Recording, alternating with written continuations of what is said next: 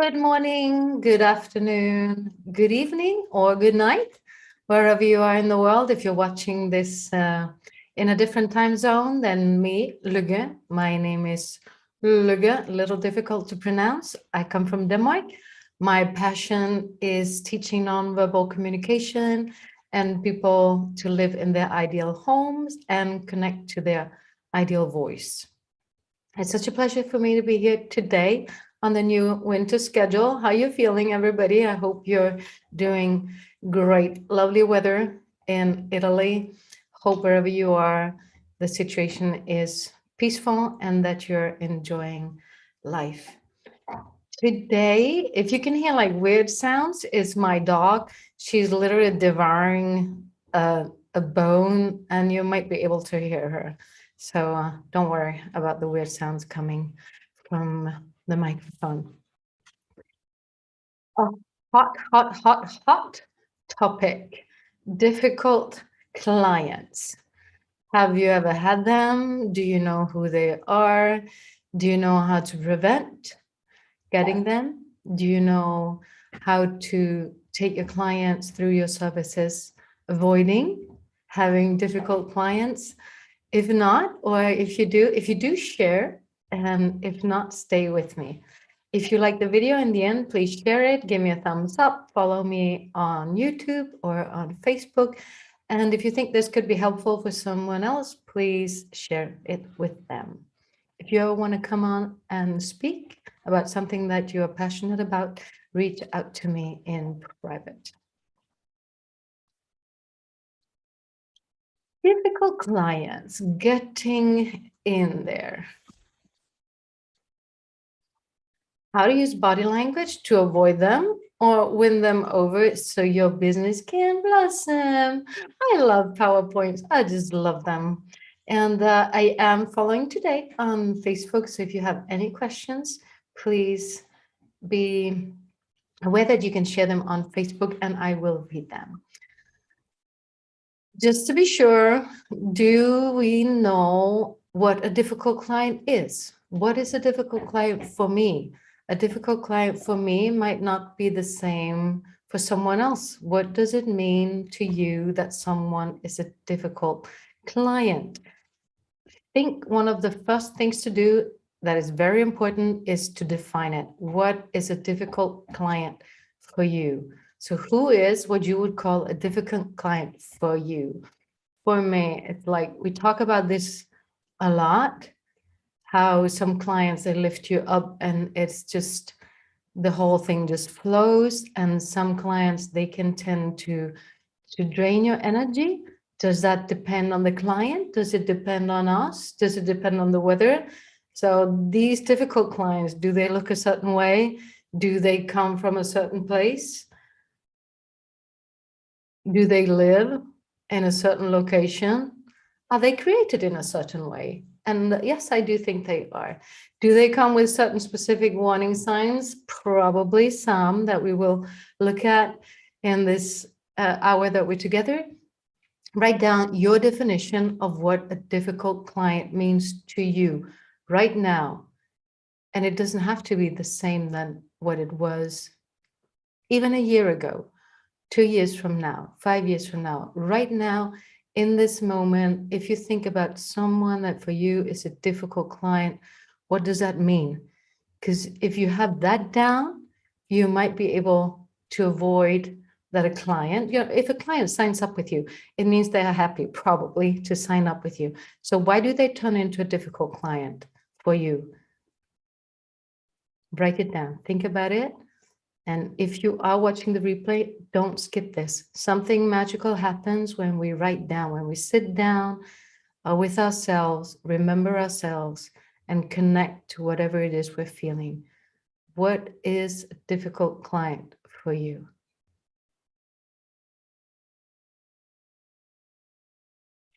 A couple of moments. Do you notice any specific patterns? Did you already have a hunch when they called you? Their family structure, is their family structured in a certain way? Do they live far away? What does it mean for you, a difficult client? And to help you, just if you go back to somewhere in your life's time frame when you felt that you had a difficult client, and there's no like blaming if it's your responsibility, if it's the client's, it can be shared, can be 50-50.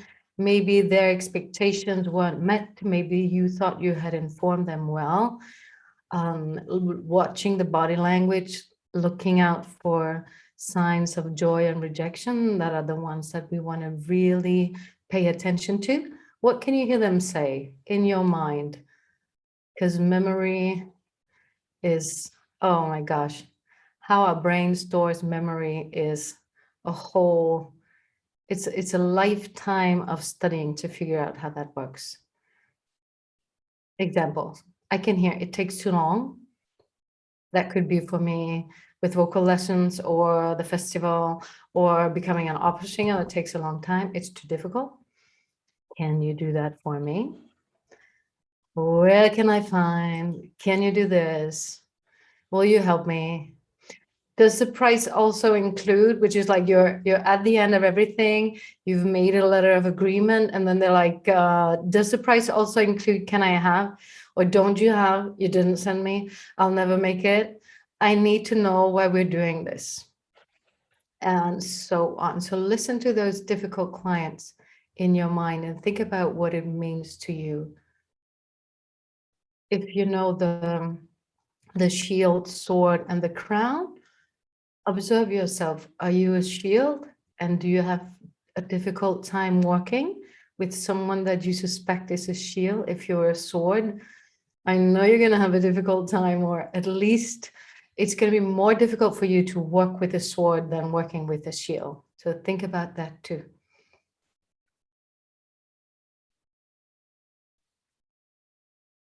Number one, difficult client. There's probably a lot. The complainer. Yeah, we all know them. And of course, we're never that kind of client, right? Like you can get all the balls right except one, and that's the one they're an autist, and they'll complain about anything, whatever comes to mind. Number two, the wise. I wrote the wise client, but we all know it's like it's I know it all client. They know it all. They want to do it their way, and they insist because something in their brain tells them that even though you're a certified vocal coach, a certified KonMari consultant, a certified life coach, and they signed up for your services, they think they know better, which is very interesting. So they know everything better than you. And they tell you when you make mistakes, not if you make mistakes, because you do make mistakes. And of course, this person is probably a sword. Very difficult for a shield to tell someone that they make mistakes. They will tend to cover up your mistake or tell you not to worry about it. So from there on, you can use the different signals. The warrior can be a very draining, energy draining client, whereas the wise client can actually energize you. If you are a sword, it can like become kind of a little competition like, and you go do, do, do, do, do, do, do, do. So it can actually energize you. And if you take it for what it is, like what they want, and we're going to figure that out later, that can actually be energizing, whereas the warrior can really drain you, and they need completely different things than from the first two difficult clients. They doubt their own decisions. They hesitate moving forward when discarding. If you're a vocal coach or someone that helps people in a different way, they tend to have breakthroughs, and then it's kind of like never enough. Maybe there's still something wrong, or maybe I shouldn't do this, or oh yes, I got this vocal quality down and I got this category down, but I still can't do this, and you'll see all the scratches that are attached to pain and worry like this, and it can be really time consuming and like energy draining to keep it going, because it's like just they keep on doubting themselves. They have questions about things that you haven't done yet, and they want to understand. And they might have people that are opposing their festival. And if you are a vocal coach or someone else, they might have people that do not support whatever journey they're on. And that's why they worry. That's why they have some kind of anxiety about moving forward. No boundaries, client, help, this can. This is a tough one. It's a tough one. And whereas the other ones, there's like tons of strategies to deal with them. These people that do not have boundaries, and of course it never happens to us when we buy services, because they do not listen and they don't think you're right, because they call you all the times and they expect you to respond, even though you've said like, okay, I can, I answer my phone in the morning between 8 and 9, you're very welcome to call me, or just send me an email. And they call you in the evening and it's like, you didn't answer. I called you yesterday and you didn't answer. You're like, no, so how to deal with those people takes a lot of effort. They can become the most faithful clients if you know how to handle them, and they will never leave you. Of course, this is when if you're a KonMari consultant, that's not what we want, because we want the Tiding Festival to be done. Whereas if you're a vocal coach, you need a couple of years, 3 or 4 years to get them to the maximum of their vocal potential. They overshare, and sometimes that can be uncomfortable. And maybe you get to know things that you actually didn't need to know or did not want to know. And that you have to somehow make a decision about what to do with that information.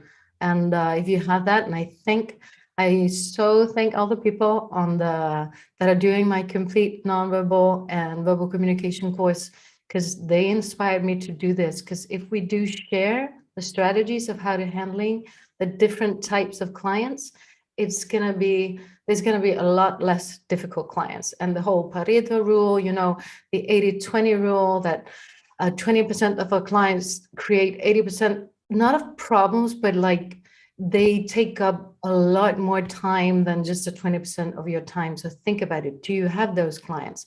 Do you want strategies to deal with them? How are you handling them? Are you just kind of like pushing it away because I can't deal with that now because I need the money? Or do you try to figure out what is a great strategy for this client and I to work well together, so I'm not consumed when I come home from work by this client? They don't respect the schedule. They might, cancel you an hour before and expect not to have to pay for that or to get a refund, even though you told that your refund policy is 24 hours before your session. And they feel entitled to tell you. And they ask you to do stuff that you definitely told them that you will not do. How to deal with them? Well, check it out in just a couple of minutes. Number 5, difficult client. I want a discount. They try to bargain about your price. And it's like, I think in the beginning, I was kind of scared of charging more than other vocal coaches do. And that was where I would put my emphasis. Whereas now it's like, this is an investment. It is your time. It is my time. Do not bargain about the price. But it can be hard. And if you do want to handle them well, you can price it a little higher than you normally do, and then give them a discount, because that way they will be happy and you will be happy. They expect more than what they paid for. They have like a poor me attitude sometimes. And unfortunately, all these clients, if you really take a good hard look at yourself, you might recognize yourself in different situations, because we don't buy the same way. Like, we're not a certain type of client. We can, like, if I buy a computer or buy a phone, I want the best one. And I don't care if I have to spend a couple of $100 more, I want the best one. Whereas, like, if I go buy a toothbrush, I'm not that picky, so I might just get the best discount or whatever. So take a hard look at yourself also and be like, which categories, what is a category that I just really want the good stuff, and where can I be more difficult? And the hardest thing for me is they give you the money, but they're kind of like, they have this expression that, oh, it really should cost less, and you get the feeling that they don't think they got the value they deserved. And that's not fair if you've done your best as a consultant, as a coach, as a vocalist. If you did a concert or whatever, you should be paid the complete value. And the best thing is in the world is like when they're just happy with the service they got from you. And yes, definitely, you got it. There is an infinite number of difficult clients. You're going to have the pessimist client that think they're never going to make it. This is not for me. I'm trying, but I'm not getting the results that I want. The aggressive client, they can blame you. They might feel that you're not giving them all. You might have an off day, and that can happen. The bestial client, they call, and sometimes when they call you, it kind of slips that they're like, okay, yeah, because I talked to this and this and that. And, I'm like, well, okay, then call this and that, because that's not how it goes down with me. And the exploitative client, they ask you for favors. And some people are very difficult to say no to, and you don't want to lose them as clients. Do you agree on that, Caroline? I don't know if you can talk, or the people on Facebook, if you want to write any comments, you have something to say, that would be lovely.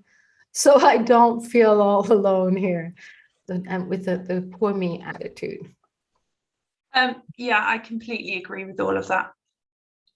It can be difficult to say no sometimes. It can. Yeah, definitely.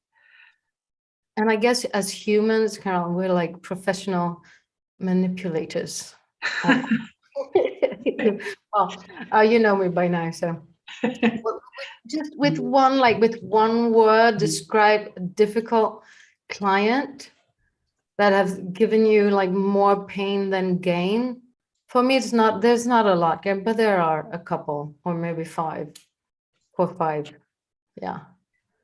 I don't think there's one, but the thing that I find difficult is very often the clients for the organizing service are wanting your services because they're disorganized. So actually getting them to organize an appointment for you to go is sometimes, you're waiting on that reply to the email and it doesn't come, so you're having to chase them up. That's the thing that I struggle with, I think, the most. Like, how much do I chase them and remind them? And because they do want to do it and you can help them, but they haven't got around to taking that next step because they're disorganized. Exactly. It reminds me, I watched like a video, I think it's called Danlock or something. It's when you get the "I'll get back to you" comment.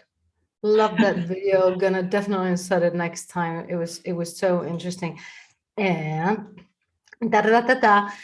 if you tell yourself that you don't have experience with difficult clients and you're a mom, think again, because think about it. Like the most difficult, the worst clients in the whole wide world, they don't pay. They don't show you gratitude. I am kidding, but it's just to get into do I actually have more experience with difficult clients than I think? And what can I learn from that experience? They don't pay. They're not grateful. They don't respect your schedule and so on. So I am also thinking it had me thinking today when I was doing the PowerPoint presentation, how much does that influence the whole fact that we have a hard time saying no, that it's difficult to lay the cards on the table and be like this and this and this and this. I don't know, but I'm going to think more about it. What do you think, Caroline? I'm just going to ping the ball over to you. We certainly, as parents, have a lot of experience of that. Yeah. Did you ever think about that? Like I haven't thought about our kids like clients, but I did today. And it's like, and we pay for them, right? It's not the other way around. Yes. And maybe that's why when, you know, you have had kids in the 10, 15, 20 years of just hanging in with these clients without being able to set boundaries. That could be why we need more training, setting boundaries, setting up prices, because we get that from so many new business owners. Like, how much should I charge? What is it worth? What can I charge? And so on. Sit down. It's worth a lot more than you think. Still love Linda's comment. Like, if they knew what difference, just even a couple of consultations, a couple of sessions, the difference they make in their lives, they would pay a lot more. Yeah. And of course, it's the little baby animals. What? Yeah. It might also be interesting to think about the fact that perhaps with our children, when they are difficult, we can set boundaries. So why is it then difficult to do that with clients when with them we can in certain situations? Yeah. Interesting. Good news. Luckily, there are not that many types of clients. If you watch some of the previous videos, you know, the sword, the shield, the crown, but there's also like a couple of types of clients that we're going to talk about. If you know them before you start, you can avoid that they turn into difficult clients. 5 most common types of clients. There's probably a lot more. These are some that you can read about in different books. Cheap clients, they buy based on price. The best deal that they can get for the cheapest amount of money.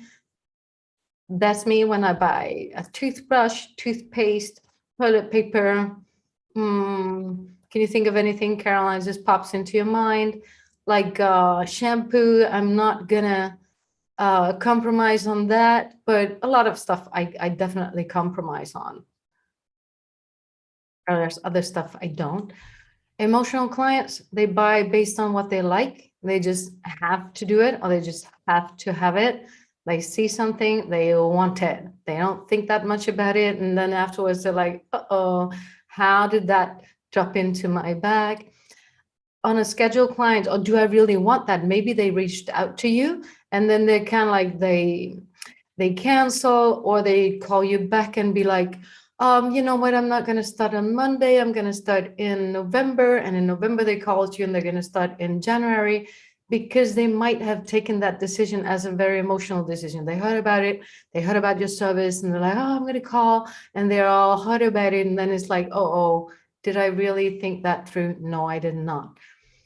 On a scheduled clients, they have a deadline and they need to be done with your service within a certain time. Like they have to be done with their home. If you're a vocal coach, your student might have a competition or something that they need to sing for, or a concert, and so on. Sophisticated clients. They know what they want. They have done all the research, and they actually ask great questions. Do you feel like a sophisticated client, Caroline, in some categories? Thank you. What do you think? It was a question. No, I could be a sophisticated client, I think. You could, right? I do see a sophisticated, or like computer-wise, I think I'm like a half a sophisticated client, or, well, not dress-wise. Just think about it. What kind of client are you, and in different circumstances? Affluent clients, they have different motivational factors depending on their dominating center and who they're with, but it's the client that does not have any kind of money problems. Surprise, surprise, which type can turn into difficult clients? Oh, surprise, surprise, all of them. Isn't that wonderful? It would have been wonderful. Then just, it's just a cheap client. No, it's not, because then you can just avoid those, but it's actually all of them. Definition of an unhappy client: someone that feels, thinks, or senses there's too big a gap between the service they thought they had bought and the service you provided them with. Unhappy client, not going to be happy if they expected more or expected something different or just in a different way, and maybe you gave them enough of your time, but you didn't give them exactly what they wanted. And then just one definition of a difficult client, and yes, it takes, oh my gosh, it takes a lot of training and a lot of client experience to be able to avoid getting difficult clients. For me, it could be an unhappy client that's not satisfied with how you bridge the gap between their expectations and your service, or they're not willing to let you do it because they're so upset or so not satisfied that they don't give you a second chance, or they don't even think you tried.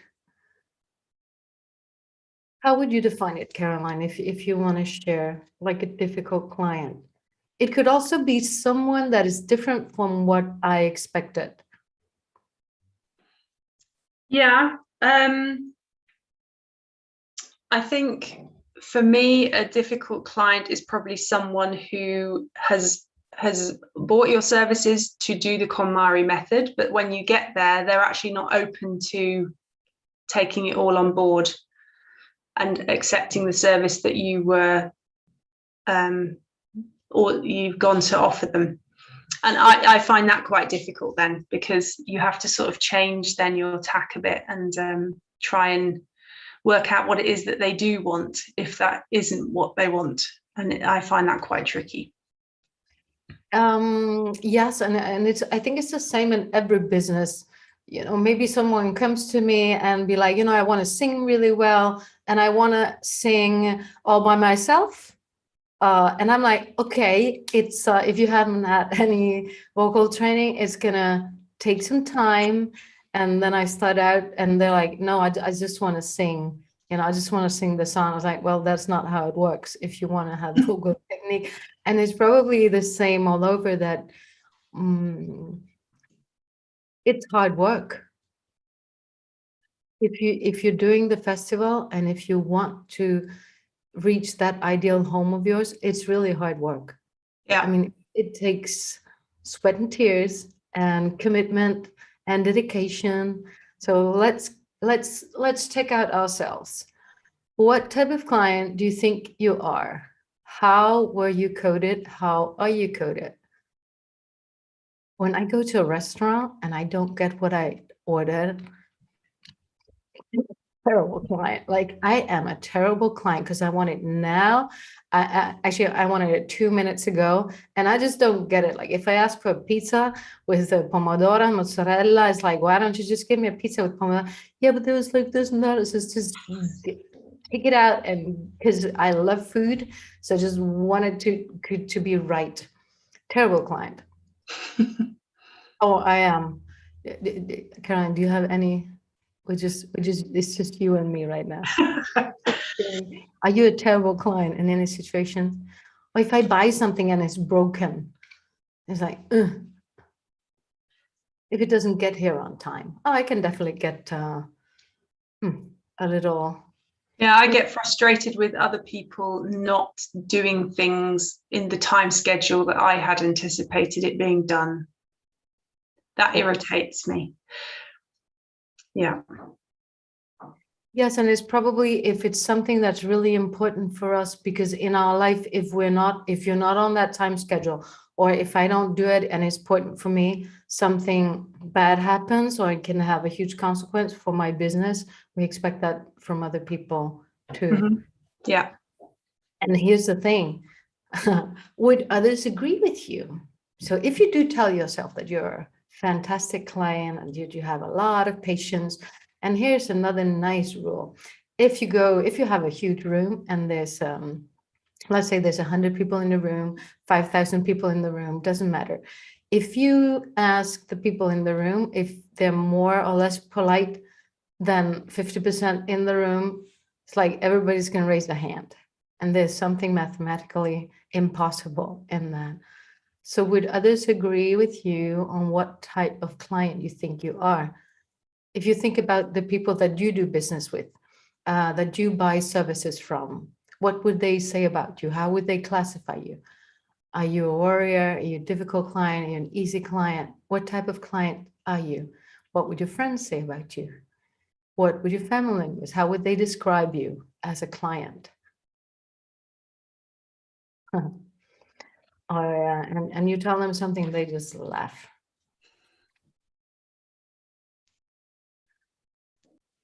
What is one of the biggest mistakes that inexperienced and new business owners make that makes them disconnect from possible clients and risk burnout eventually?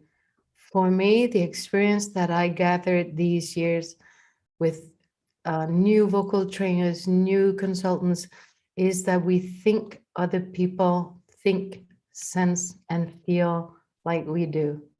So if I want a cheap price and I want the best bargain, I think the people that call me, that's their number one priority. Or if I want it done fast, I want to reach a goal fast, I think that's what other people want. So when my clients call me, new clients, I focus on that. Does that make sense, Caroline? Yeah, absolutely. And I think I'm quite new to all this KonMari stuff, and I'm learning that my energy levels are much higher than some of my clients. I'm going in going, right, 5-hour session, here we go. And they're getting to 2.5 hours and flagging. and in fact, one of my clients. Have mercy, Caroline, have mercy, I bet. Yeah. One of my clients actually contacted me last week and said that the next day that we had done 4 hours, and she said the next day she could do nothing. All she could do was sit there with a cup of coffee and read the paper. She couldn't get up and do anything. And it turns out it wasn't a physical exhaustion, it's the mental exhaustion of going through the stuff, which I think I hadn't appreciated that side of things, just because it's not my stuff. So I've got more energy to power through it and not worry about it. So that's definitely a mistake I've been making. Yeah, but also as a type, you would probably, I think, even though I don't know you that well, Caroline, I think you would be moving centered. So you like boom, boom, boom, boom, boom, get it done. And kind of like you have 3 kids, right? So kind of like having 3 kids forces you to being more moving centered, because it's just like you need to move.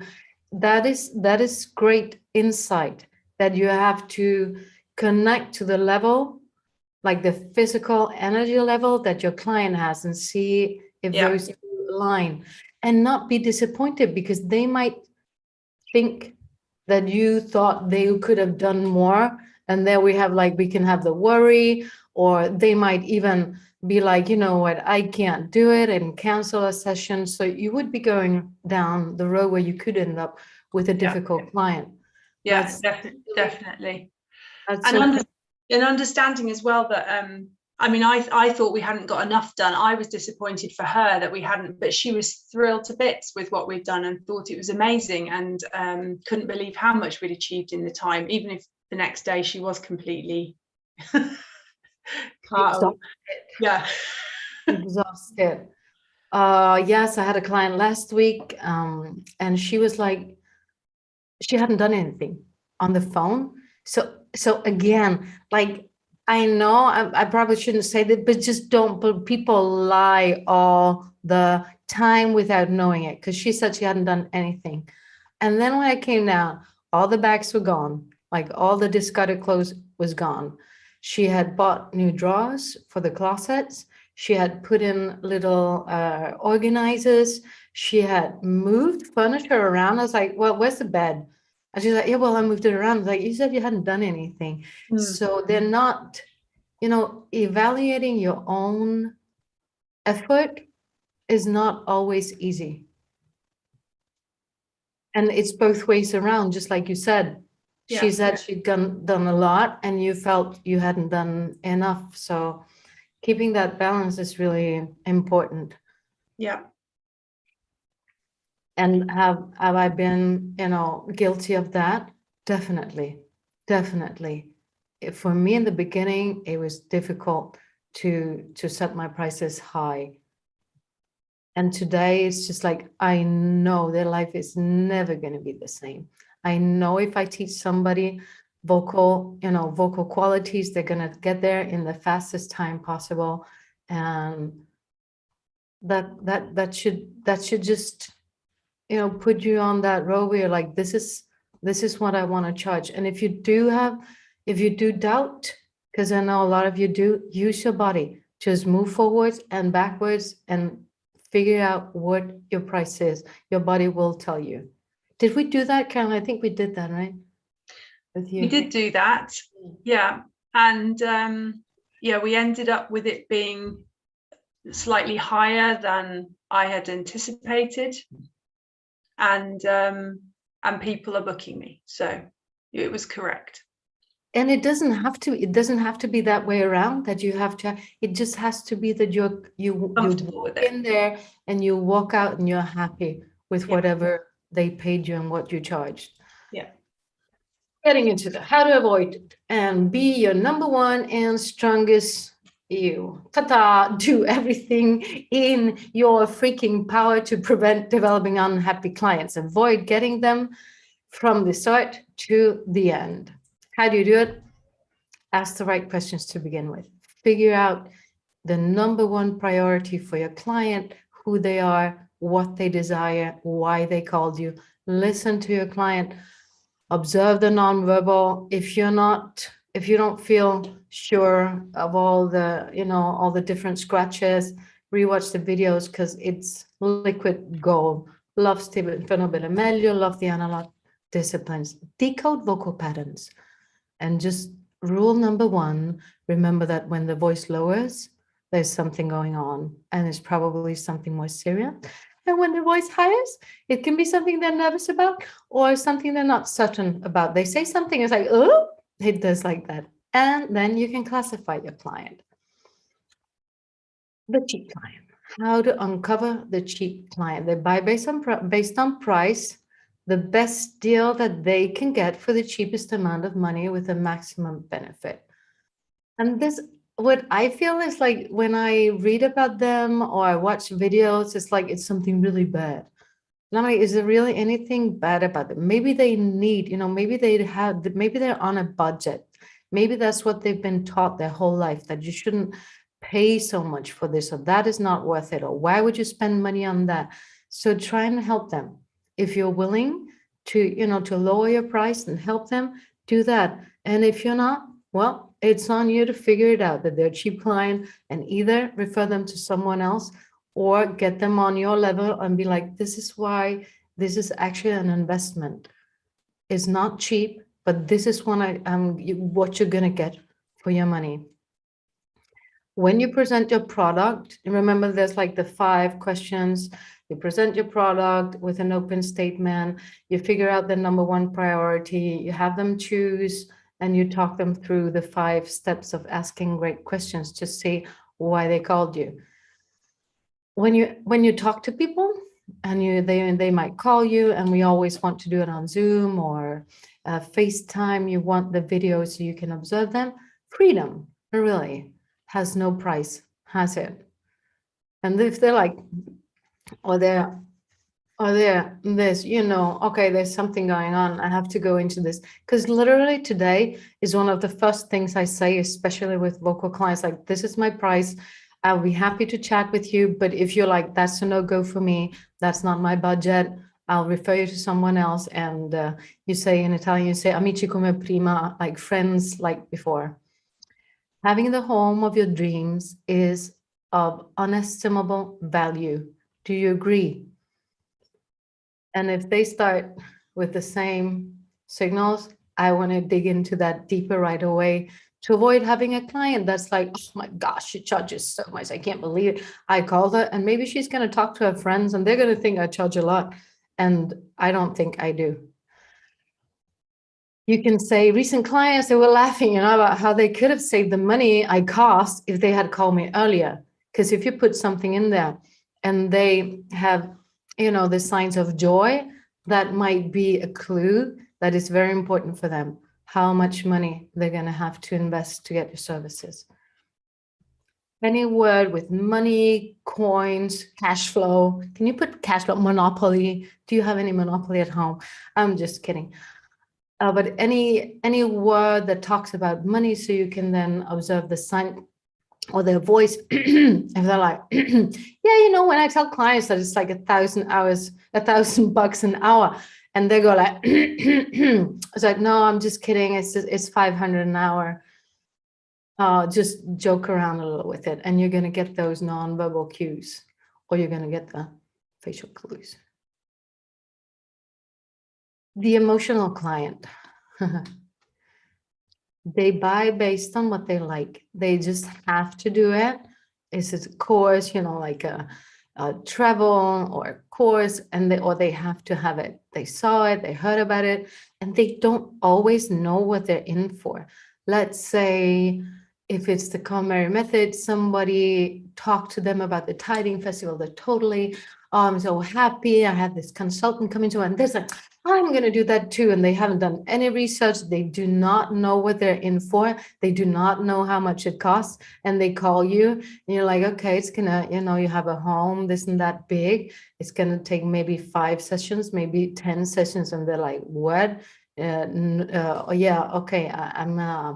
Yeah, that's okay. And maybe they're on that, on that flow of adrenaline and just endorphins that they say yes to you. But then you're going to have problems later because they're not really convinced. In the beginning, they're like, yay. And then they're like, oh, I didn't know I had to, take down all the books from the bookshelves and so on. Which questions could we ask? Have you thought about this for long? When did you get the idea? And they're like, oh, I talked to someone yesterday. And so, okay, now I have to really get in there and explain to them what it entails, how the method works, how long it takes, and so on. For vocal coaching, they might have seen someone sing at the karaoke bar. And, so when some people that are really good at singing, it seems really easy when they sing. So they might think, well, it's going to take me, a couple of months. And those are the people that come and they're like, oh, but how long is it going to take for me to be able to sing this and that? And I'm like, oh, well, that's in the beginning, I wouldn't say anything. And I was just like, well, anything from 6 months to 3 years. What were your feelings when you heard about it? What did it make you think about? How is your home? Have you talked to your family about this? Because, maybe you spend half an hour, you plan, you send an email, you send a letter of agreement, and they come back to you as like, you know what, my wife or my husband or my partner, they do not agree. And that's just, time that you've thrown away.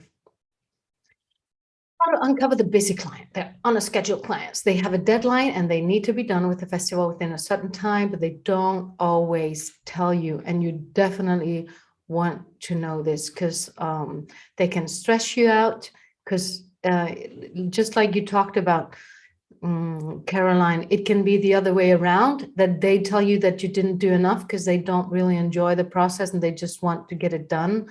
And you can, maybe cut some corners with the different categories and so on, but you really have to be careful with these because these are the ones that are going to be, oh, but we didn't get done what I expected, or, I have to move or have a baby coming and so on. So when you present your product, what questions could you ask? What is going on in your life now? And they're like, I'm working a full-time job. I have to move. I have a baby coming and, I have to go see my grandparents for a month for Christmas. It's like, okie dokie. You might want to think about, starting in January or after the babies come. Or if you're willing to do it before, you got to know that it's going to be hard. It's going to take this, and this, because you don't want to end up with an unhappy client because they're not aware of what they're getting into. What does your schedule look like now? Do you have to respect a certain timeline? What do you want the session schedule to look like? Let's say, okay, so I have until Christmas when the baby's coming and I want to do, I can't do more than 1 session a month. Well, we're not going to finish the festival unless they're really good at doing homework. And we all know that most clients Did I just say that? Are your clients good at doing homework, Carolyn? Historically, no, until today. Today's client had done so much, it was ridiculous. I didn't really need to be there. Well, but you know what, you can't know that if you hadn't been there, if she'd done it. Yeah, exactly. Yeah. Sometimes just being there, knowing there's someone else there with you helps a lot. Uncover the sophisticated client. They know what they want. They've done research. They want it all, and you don't know really why. And it can be anything. Questions that you might ask. What is the number one priority in your ideal vision of your home? And when you start out with clients, if they talk to you in the beginning of the call, that's super because you already have an idea. But if they're down people and you have to ask questions, just ask a question of each single category and you will figure it out. Of course, when you see the background or whatever computer they're on, you'll have an idea of who they are and you can observe the different signs, but just throw in a question from each single category and see how they react. Where have you heard about my services? Was it at, in an art gallery? Was it at the supermarket? Who were they with? What were they talking about? Did they watch the Netflix show? And so on. What does your daily schedule look like? Well, I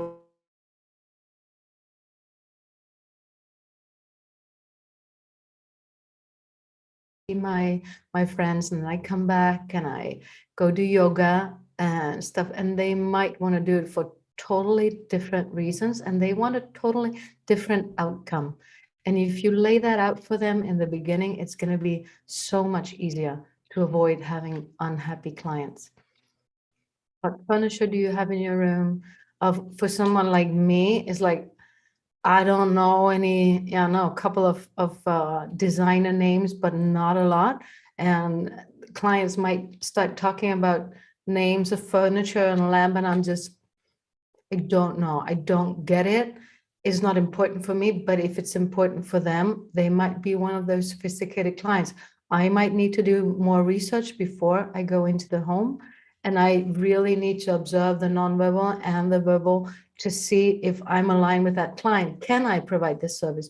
Do I need to call someone else that knows more about this stuff? Do I want to call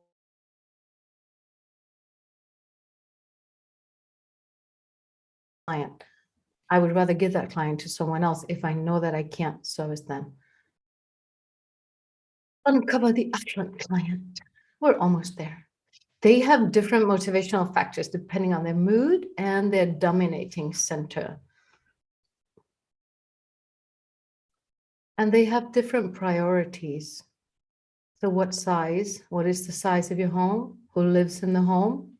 If they tell you they have a butler or someone, is probably not going to be for the same reasons, or you can't present the same project or the same.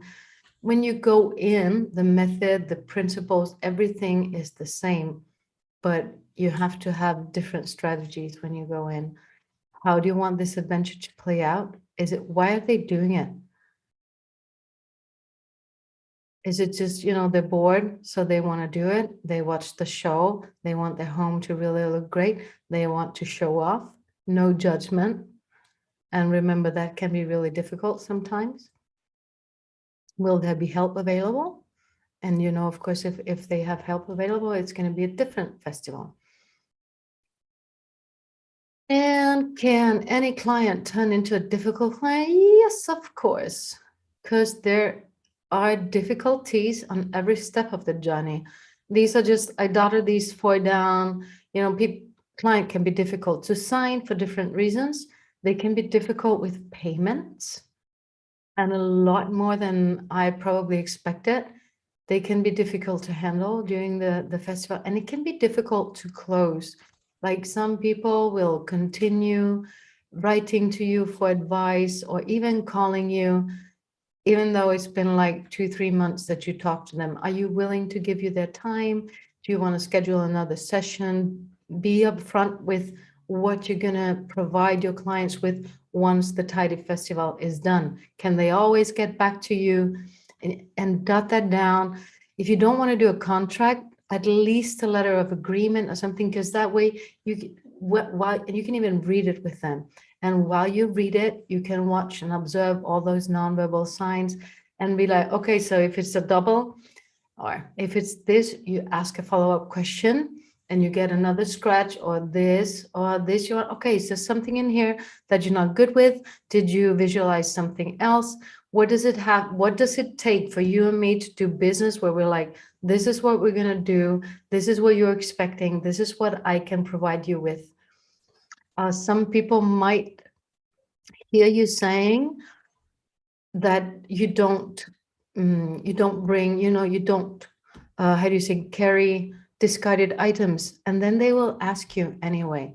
So watch out for those nonverbal cues or verbal cues, because they might think that, yeah, but when we're there, she's gonna put all that stuff into her car and drive it away, and I'm not, whereas if you want to provide that service, charge more or charge differently, but be aware of where your client is and what they expect. No, it's practice time. It should have been practice time. And this is just how it goes. And you have to practice this. Figure out the type of client that is in front of you. Come join us once if you want, for free at the 3-hour private communication course. If you can't, hook up with somebody else, maybe someone that works in another service sector than you, and be like, okay, so you're pretending that you're the cheap client and I have to interview you and figure out through, how you're reacting, what is your problem, or what is your number one priority? Is it an affluent client? Is it a sophisticated client? And have fun with it. What is really real. I cannot emphasize this enough, because this is what I see over and over again, that we're not ready. When there's a potential client, like in your area, it could be anywhere, the supermarket, a restaurant, a bar, you're waiting in line at the bus stop. Am I ready to present my service? Am I ready to talk about it in like a really natural way, that I'm not, I'm not selling someone something. I'm just standing there, I'm telling what I do, because that is my passion and I love it. And I'm observing those verbal cues and non-verbal cues. I know the discerning points. I know how I can talk. I know that if they don't answer questions, I talk about myself first or people that I know, and then I go back in. Have I done any training? Am I good at that? If you're somebody, it doesn't matter what kind of service you provide. If you don't feel you have the right clients or enough clients, practice, practice, practice. Someone Saturday was like, I don't know what happened, but ever since we started in June, right now, I'm just, anybody that I meet, someone new, I just talk to them about what it is that I do. And if you really love what you do, that's going to come through, and you're going to have more clients that you can handle, hopefully. Thank you for watching. Caroline, thank you for joining. All the best to everybody. And if you like the video, click a thumbs up, share it. I always forget to say this, but I must say this. And join next time is not this Saturday, but the next Saturday. And we're going to talk a little bit more about difficult clients, and maybe try out the interview, and also a little bit about self-care. How can we take care of ourselves? Because being teachers, being consultants, being coaches, it takes a lot of energy, and we have to take care of ourselves. If we're happy, our clients are going to be happy too. And that is all for me for now. Have a great